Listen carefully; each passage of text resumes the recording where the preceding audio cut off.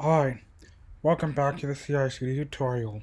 So, in the previous section, we learned a little bit about YAML, yet another markup language, and how it's used as a generic plain text, human-readable, computer-friendly format that allows you to configure anything.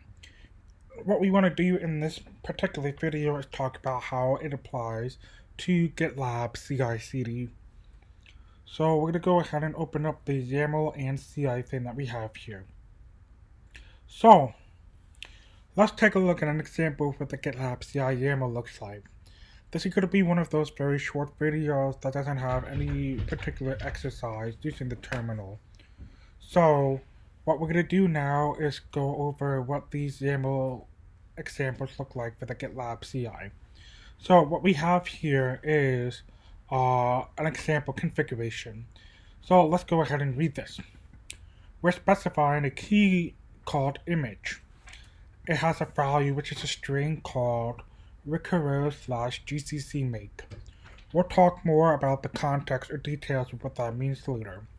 The next key that we have here is the before script. This key happens to be a list of strings such as make directory build, and in this case it's specifying a list of commands that will be executed before the actual script runs. Then the next thing that we have here is a key called build code. This key has a value which is a dictionary pointing to a list here. In this case we have a script which points to cd build, cmake source, and then cmake build. Now, one little thing that I want to highlight is that in GitLab CI YAML, script commands are a little bit special. Sometimes, as we mentioned already in the YAML section, there are commands that need to be wrapped in single or double quotes. Sometimes commands will contain a colon that needs to be wrapped in quotes so that the YAML parser knows how to interpret the whole thing as a string, as I mentioned before. There are also some other special characters that you need to be aware of. When in doubt, try to wrap this either in a multi-line string or use quotes to ensure that the YAML will parse it correctly.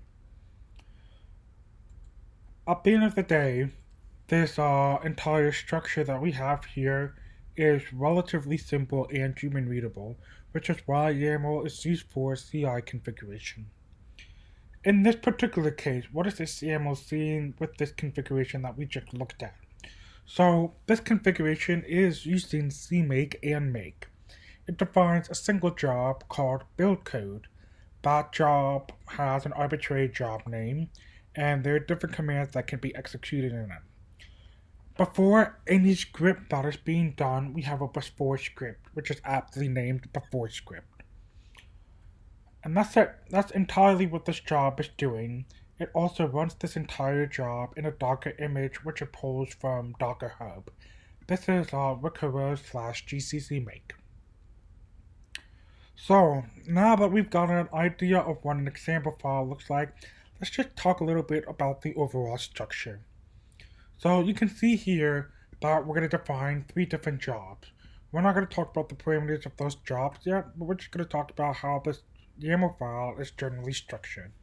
What we do is we specify jobs by particular names. These names are generally arbitrary.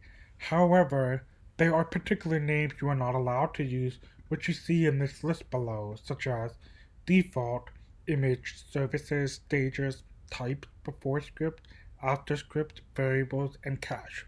These are names that your jobs cannot have, because these are already used by other top-level configurations for the GitLab CI.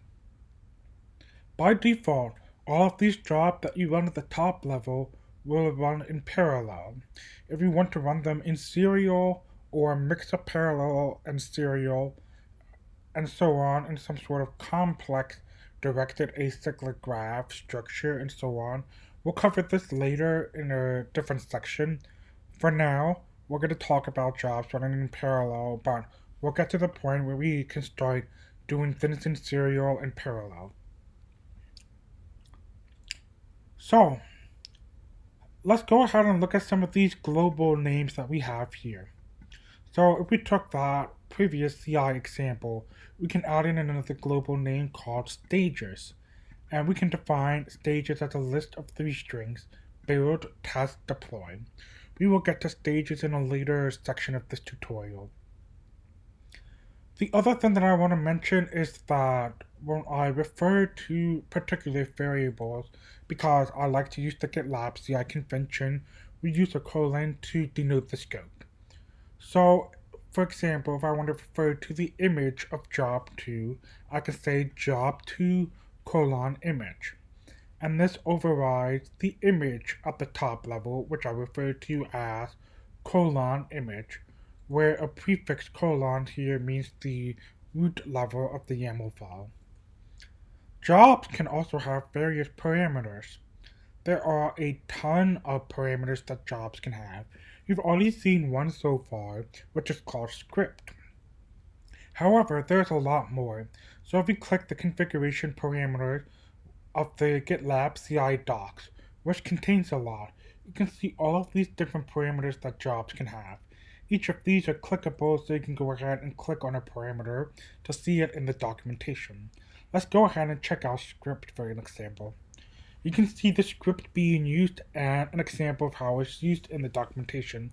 You can see that GitLab CI docs wrap it in double quotes just to be safe, but they also mention that there are lots of different things that you can do with it, such as a single value or a list of values. And they show you lots of different things that you can do. You can see, for an example, GitLab CI YAML has an example of that extra code in order to prevent it from failing, for example. This is their example of it. Anyway, these documentations exist for you to go through on your own time. We're not going to go through them explicitly. Hopefully, you should be able to understand how to use this reference. And next, we're actually going to go ahead and start our exercise by writing our first GitLab CI YAML file. So tune in next time.